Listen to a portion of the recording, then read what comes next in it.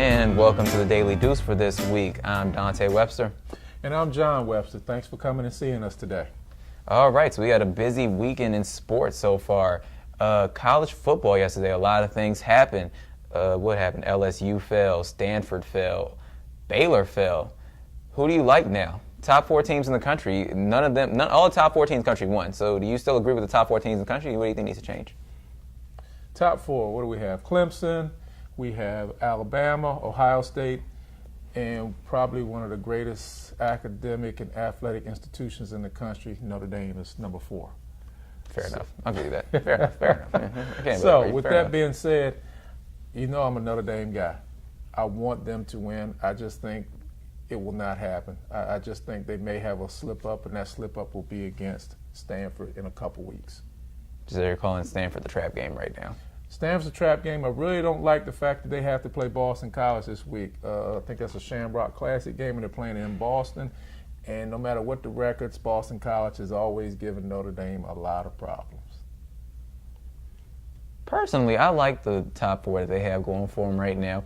Only thing I think is disrespectful is the fact that we don't give Ohio State the number 1 ranking.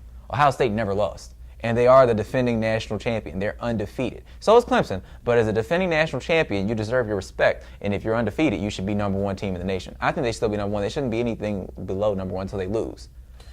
I can say the committee is at least consistent because they did the same thing last year to Florida State. I think it was wrong to do that to Florida State. Yeah, I agree, but at least they're doing the same thing again. But Florida State, it was different because Florida State played less quality competition. Ohio State still plays in the best conference, one of the best conferences in football, probably number 2 to the SEC still. But otherwise, you play in one of the top 2 conferences in all of football. So I think it's wrong that you're even lowball below number 1. Otherwise, I have no problem with anything the way it is right now. Not really a big Notre Dame guy like you. I'm personally a USC supporter, but you know, they're nowhere near the game and shouldn't be close to it for a long time. But at the same time, I think that it's right to have Notre Dame right there because if you look at the rest of it, all the other teams come from the same conferences and they're going to end up beating each other up or canceling each other out. Unless you want to make a really big statement and put Houston up there. Houston's still undefeated, and they'll probably win their conference. And so is Iowa. Iowa is a great team. Iowa plays in the same conference as Ohio State. Within the Big Ten alone, you have Ohio State, Michigan, Iowa. All 4 of them basically going to end up neutralizing each other. Only one of them can come out of that conference right now. Dante, I'm going out on a limb right here today. I'm going to give you something right now. 2 things are going to happen in the Big Ten. 1, Ohio State plays Michigan State next weekend, correct? Mm-hmm. Ohio State beats Michigan State. That's going to happen. Simple. The following weekend, Ohio State plays Michigan at Michigan. Michigan will beat Ohio State. Here's the only other side of that. Michigan beats Ohio State. That will make Ohio State 11-1. Michigan will be 10-2. Ohio State still gets to represent the team. It still gets to represent their half. Whoever wins that game next week between Ohio State they won't be 7. They don't have one Michigan, loss in the division. it's a winner take all. Yep. Whoever wins that game is going to get the bid to the conference championship to probably play Iowa. And I'm telling you, Coach Kaki and Michigan will beat Ohio State. Would they beat Iowa? Yes. Fair enough. Okay. Yes. Pretty simple. They will beat Iowa. So your top 4 teams, you'll probably have your Clemson. I don't see Clemson losing. At the rest of this season, They have a game against South Carolina, which is a in-state rivalry, but South Carolina's not that good this year. Trap game, though. Same thing you said. The same thing about Boston College and you guys. Yeah. It's a rivalry game. So, but I think they went out, and then in the ACC tournament, Clemson, I think, will probably end up playing North Carolina. The ACC championship. North Carolina, you said tournament. North Carolina's pretty good this year, though. North Carolina's very good this year. They had one loss at the beginning of the season, but otherwise they've had a very good season. But I don't think North Carolina beats Clemson. And then Alabama, they get in. I think Nick Saban has them playing their best football now. They're rounding the shape. They beat Mississippi State yesterday. Last weekend they put a hurting on LSU, and they stopped. I say stop with all capital letters. They stopped Fournette. Yep. Completely. 30 yards I think he had. 30 yards. Oh, my goodness. He only had 91 yesterday, though, so his last couple weeks haven't been that great. Yeah, so I think right there, who will be the 4th team now? If Notre Dame wins out, Alabama's in, Clemson's in, I don't know. Personally, I think that Ohio Baylor, State. Oklahoma State. Baylor already lost. But then Baylor still has to play Oklahoma State. And they'll be coming with a vengeance, but I think Oklahoma State. Oklahoma State also has to still play Oklahoma. Oh, yeah, rivalry game. Did they play TCU? Oklahoma State played TCU, and TCU lost to them.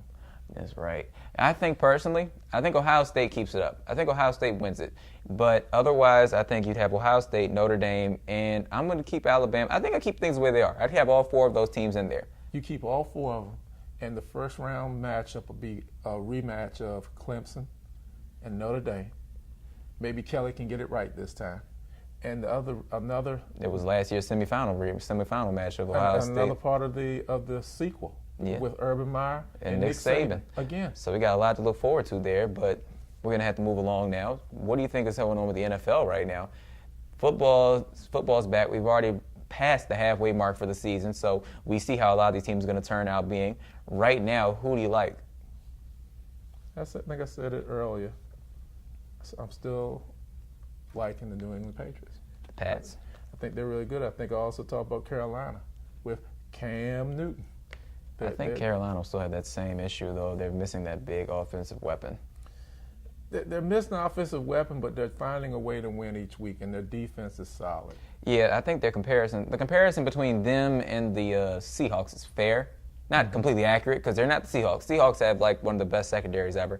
But I think that it's a fair comparison to say they're like the Seahawks in that they're getting it done without the big names on offense. Because the year that the Seahawks won the Super Bowl, you look at the receivers, Doug Baldwin, Golden Tate. Percy Harvin was a big name. Percy Harvin basically only played in the playoffs that year. Mm-hmm. So, I mean, they're missing their big name guy. And without Kelvin Benjamin, they don't have their big wide receiver threat. But Greg Olsen's getting it done. Guys like Jericho Cotchery, who's still in the league. That's a surprise to me in the first place. He's getting it done. Who else do they have on their receiving core? Ted Ginn Jr. He's out there playing. He's getting it done. They have a bunch of no-name guys basically still, besides Greg Olsen, who's basically Cam Newton's only target. It's his favorite guy. They have a bunch of no-name targets, and they're still getting it done. So I like Carolina, but I question how long that'll hold up in the playoffs. I think for right now, in the NFC, I'd still stick with Arizona. I like Arizona a lot. You stick with Arizona, and I'll say Green Bay, don't be surprised with them. They've had a couple rough weeks. They had Denver, and then they had Carolina last weekend. I think Green Bay will play a very tough game against Carolina if they have to face them again. I think from what I see, the best teams in the NFC right now are Carolina and Green Bay. I think Arizona's going to have some slip-ups. I think Seattle will start rounding in the shape. I don't think they're going back to the Super Bowl, but I think they're rounding the shape. And in the AFC, New England Patriots, they are the New England Patriots. That's all you can say. But I wouldn't be surprised if the Bengals actually won a playoff game this year and managed, I don't know if they beat the Patriots, but I think they could actually give the Patriots a run for their money this year.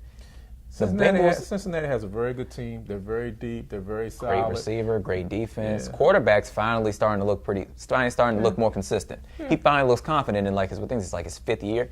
But what will he do in the playoffs? In the playoffs, he's always choked. But the same thing has been said about Romo. And eventually, Romo got it together. He hasn't won the big one yet, but he's at least won playoff games now that's been shown. I wasn't going to bring up Dallas. I was just saying, Dallas. I know Dallas is. It's looked bad this year. I've got that, but I consider this whole year a wash for every game they don't have Tony Romo. Help me with something mathematically. Dallas is 2-6. Yes. The Washington Redskins are 3-5. Yes. They are ahead of the Cowboys. Yes, they are. And they are a better team than the Cowboys right now. Based on record. As Parcells says, what you're based on is your record. So you're only as good as what your record says.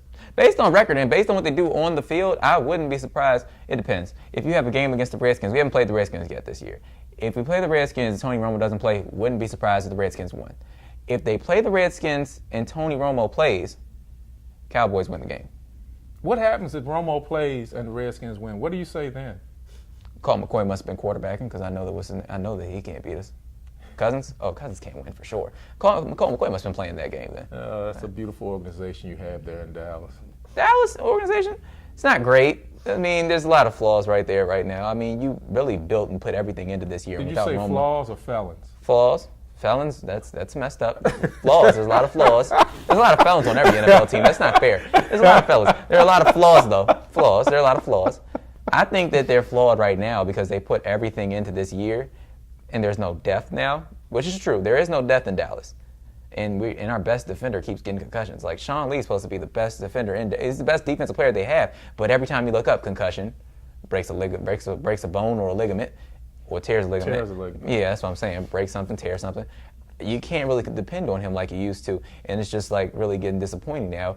And this whole year, you were set up, and you basically could have been the number 2 team, and now everything's gone out the window. You've taken 6 losses, possibly 7 at the end of the day, and you've taken so many losses in a row. Every game that you don't have Tony Romo, you're basically looking at it's going to be a loss because Whedon, Castle, neither of those guys are getting the job Dante, done. all jokes aside, I will say this. It's good that Dallas Cowboys play in the NFC East because I can see 8-8 winning that division. I can see 8-8. I can see 9-7, 8-8, and right now they're still there. Definitely. Still there. Every team is still in the NFC. Yeah, so. But after we're done with the NFC, after we're done with football, it's basketball season. That's my favorite sport. Basketball is my favorite sport. I forgot who said that in one of those old rap songs. But anyway, yeah. So we have the NBA season going on now. What do you like so far? I'm a fan of what's going on in Golden State. Not a Golden State fan, but I like what they're doing out there. 11-0 now. Splash Brothers are looking pretty good. Well, I don't know if Splash Brothers are looking pretty good. Klay Thompson's looking pretty decent, but Steph Curry is just showing he possibly has a shot at repeating this MVP trophy. He said it wasn't a fluke last year. Doesn't matter if Kevin Durant plays, doesn't matter if LeBron's at his best. I'm going to get another MVP. That's the way he's been playing this year. It's been pretty lights out. Yeah, they won last night, so I think now they're 11-0. 11-0. They beat Brooklyn last night. Overtime, but they beat them. Overtime, they were down by 17 in the second quarter.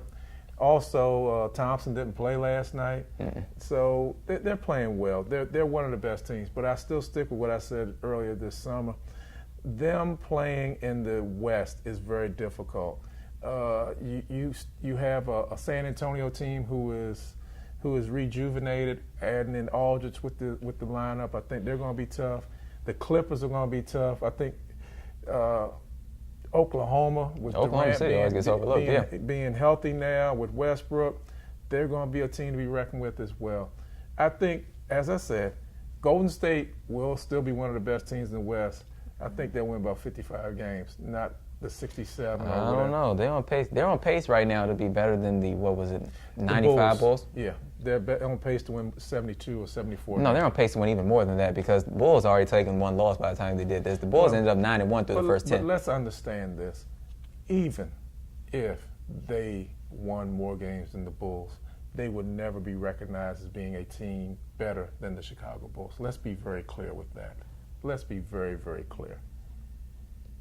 Would it be fair to say they already have more depth than the Chicago Bulls had during the 90s? Chicago Bulls during the 90s were great because they had the best player in basketball and they had the best sidekick in basketball who could have easily been a star on his own. No, he could not. No, he could not. Pippen? Scottie Pippen was a Pippen star on his will own. always be Robin the Batman, the Green Hornet, the Kato. The year Michael Jordan didn't play, they still were a good team. Yes. Did they get a ring? That's not No. fair. No, That's not they fair. did It's not. hard for anybody to win a ring by themselves. Ask LeBron. Ask Michael Jordan. No, he Michael didn't. Jordan didn't get a ring by himself. He needed Scottie Pippen. But he yes, needed, but he the thing needed, is, Scottie Steve Pippen, Kerr to knock down a shot. Yes, but what I'm saying is Scottie Pippen is one of the great players in the league, without a doubt, ever. But Scottie Pippen is not a lead. Scottie Pippen is somebody who is a compliment. Would you say the Warriors have more depth in the team than the 90s did? 72-10 team. They were a good team. Would you say the Warriors have more depth? Because the Warriors' second 5 that they send out there is a starting 5 for most other teams in the NBA. I'll say this, they're more interchangeable than the Bulls. But the Bulls would have beat them. The Bulls would have beat them. Luke Longley would have outplayed Andrew Bogut. Michael Jordan, as good as Thompson and Curry are the Splash Brothers, they would have got smashed. Splash would have got smashed. Hey, how you like that? Splash would have got They smashed. said that with the Grizzlies against the Warriors last year. They did that, and Splash ended up beating Smash in the playoffs. But that wouldn't happen with the Bulls. I don't know. Not happen. It would not happen. Bulls weren't as good at three-point shooters as they were. Well, you already know how I feel about 3 points. Well, I mean, three-point shooting is part of the game now. You build your team in the NBA. These days, you build your team, for the most part, outside in. Well, we just would have had to play Kerr more often. Kerr wasn't a better shooter than Curry. He was good, don't get me wrong. Michael Jordan would have checked Curry, and we would just shut him down. What are you going to do about Thompson? What are you going to do about Harrison Barnes? What are you going to do about Draymond Green? They have other guys. Scottie Pippen would have ended up guarding Draymond Green or Harrison Barnes, taking them out the game. Scottie would have guarded Harrison Barnes, and we would have put Dennis Rodman on Draymond Green. What happens when you decide to go I don't even know why I'm having this argument with you because I'm trying to figure out what you would do then. What happens when you go with the same lineup they went within the championship, where you go basically 5 small guys? You'd end up having the height advantage, sure. But Then they go Pippen, Rodman, Kerr, Jordan, Kukoc. That's 5 guys. And on the Warriors, you would have went Curry, Thompson, Barnes, Green, Iguodala. I'm sorry, I went back up. Harper, Pippen, Jordan, Rodman, Kukoc. Fair enough. I still think the Warriors would have given them a run for their money, though. I don't know, but I'm just saying, this year in the NBA, we have a lot of competition in the West. In the East, you're still trying to figure out who's going to be the number 2 team to Cleveland right now. It's basically assumed that Cleveland's going to end up being the team in the East. And right now, they're trying to figure out who's going to be behind them. I like Miami. I like Chicago. Both of them, good teams. Chicago goes as long as Derrick Rose stays healthy. Miami goes as long as Dwayne Wade stays healthy. It balances out. As long as Dwayne Wade keeps playing, they're going to go against each other. But right now, it's just really trying to see who's going to end up being that number 2 team in Cleveland that's going to give them their true test. At full strength, I think that Miami probably gives them their biggest test. And they have that chip on their shoulder since LeBron left. It'll be completely personal. We'll see. We will see. And that's been your Daily Deuce for this week. I'm Dante Webster. I'm John Webster. Thank you for joining us today. I hope you enjoyed the show. Come back and see us again real soon.